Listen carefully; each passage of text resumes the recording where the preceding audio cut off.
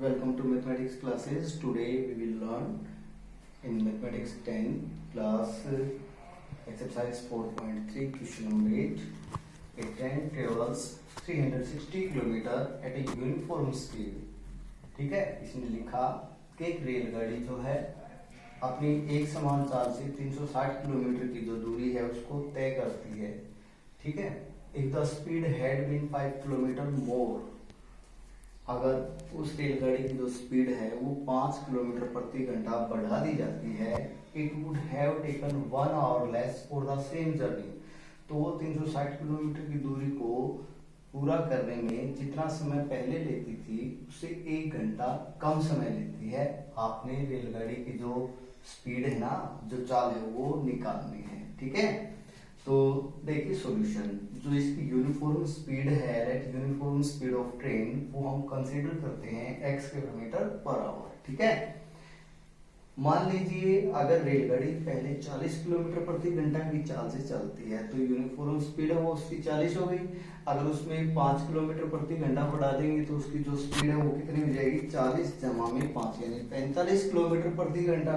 तो आगे लिखा है यदि हमने वो जो 5 किलोमीटर पर आवर मोर की है वो उसके अंदर ऐड कर देंगे.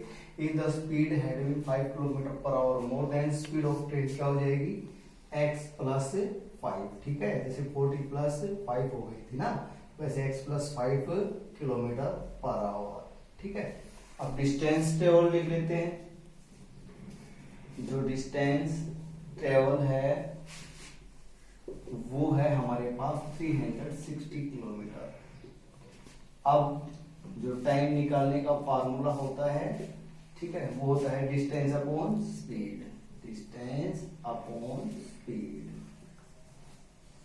नाउ अकॉर्डिंग टू क्वेश्चन क्या है, अकॉर्डिंग टू क्वेश्चन में इसमें लिखा है कि जो टाइम है वो 1 घंटा कम लगता है, यानी 360 किलोमीटर की डिस्टेंस को कवर करेंगे.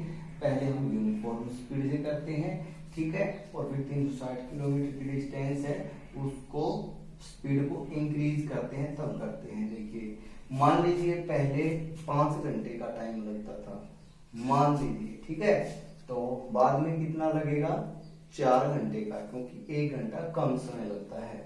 यानी 5 में से आप 4 को माइनस करेंगे, 1 घंटे का ही फर्क आता है ना, तो इसमें से इसको माइनस करेंगे तो इक्वल टू कितना आ जाएगा, 1.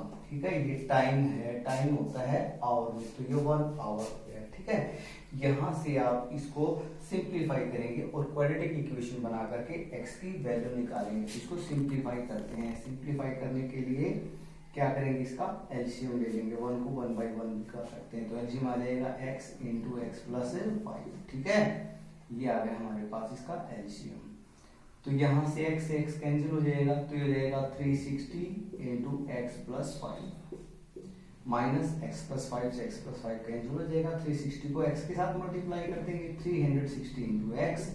यहाँ कैंसिल होने के लिए कुछ है ही नहीं, तो 1 की प्रोडक्ट इसके साथ करेंगे, तो ये हो जाएगा x इंटू एक्स प्लस 5.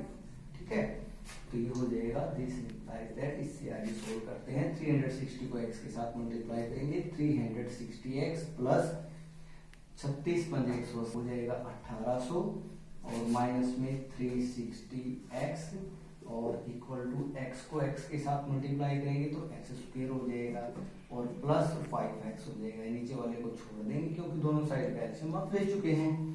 अब यहाँ देखिए 360x से 360x कैंसिल हो जाएगा, ये 1800 है, इसको हम इधर ले आएंगे तो इधर हो जाएगी 0 equal to x square plus 5x और माइनस में हो जाएगा 1800. ठीक है, आप इसको ऐसे भी लिख सकते हैं, 0 को इधर ला करके x square plus 5x minus 1800 equal to 0. अब इसके बाद आप अपनी मर्जी से किसी भी मेथड से इसको कर सकते हैं. लेट अस सपोज हम इसको मिडिल टर्म स्प्लिटिंग मेथड से करेंगे. तो एक्स स्क्वायर का कोफिशिएंट है यहाँ 1 को आप माइनस 1800 से मल्टीप्लाई करेंगे तो कितना आ जाएगा, माइनस का 1800. ठीक है, यहाँ माइनस आता है तो इसके 2 टुकड़े करेंगे, एक प्लस होगा और एक माइनस होगा, और ऑब्वियसली 5 से बड़ा होगा. तो यहाँ से टुकड़े करने स्टार्ट किए, 6 माइनस 1 5 आ जाता है, लेकिन प्रोडक्ट -6 आती है. आपको कितनी चाहिए, 1800. थोड़ा बड़ा सोचते हैं मान लीजिए हम करते हैं 40 और 35, ठीक है।